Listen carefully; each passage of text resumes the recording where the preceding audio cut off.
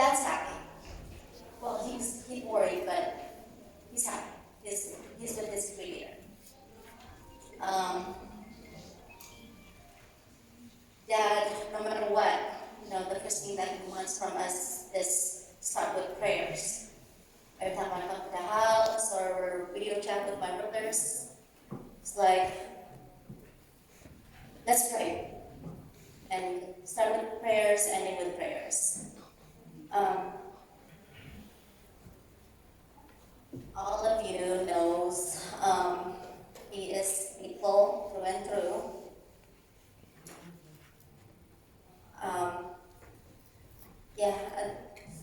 Because I was, before his accident, I was talking with my best friend Amber. Hey, Dad's not doing well.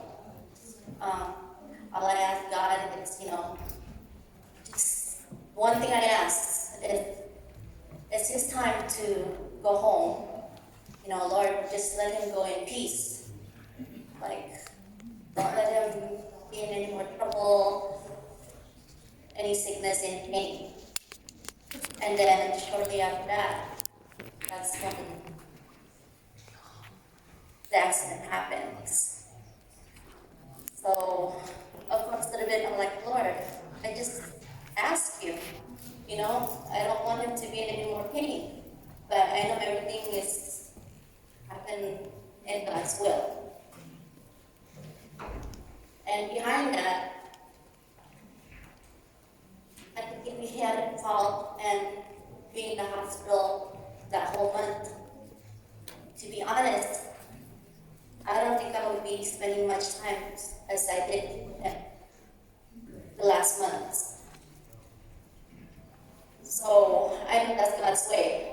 It's like, hey, you need to spend time with your dad, and then this is how you're gonna spend time with him. Because if he was at home, I don't think I would be visiting him as often as I did every day at the hospital. Because due to COVID, I'm still protective of him. Like, that's a big deal, I can't see him often because I could be the carrier or whatnot. Like, I just want to keep him safe. But again, God has different plans. So being him in the hospital, I was able to see him almost every day.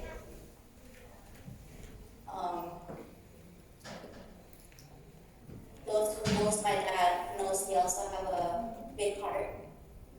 I remember before coming to America, I think a week before we depart to America, or before we depart to America, a woman, a stranger, showed up at the house looking for my dad.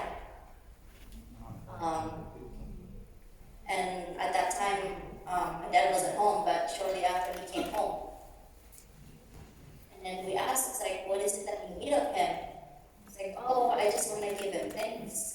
And I will tell the story when he's here. It's like, well, we don't know when he's going to come back, but he came home. And Dad just had this blank face, looking at the lady like, who are you? I don't know you at all. I don't remember you. So she shared her story. One time they were in a train, and I guess the Lord spoke to him, help that woman, and he did.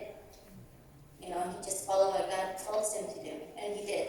And so that was the woman's testimony. At that time, she was down, and Dad was there to give her comfort.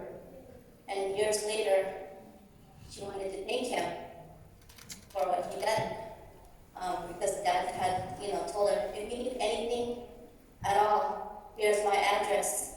Just come to my house and ask my family for help. So I'm grateful for that, and that's a big shoes to fill. So growing up, that's what we are. My brother and I, that's how we raised. Always to have an open arm to help others who are in need. So hopefully pass that along of his legacy. Thank you. Amen.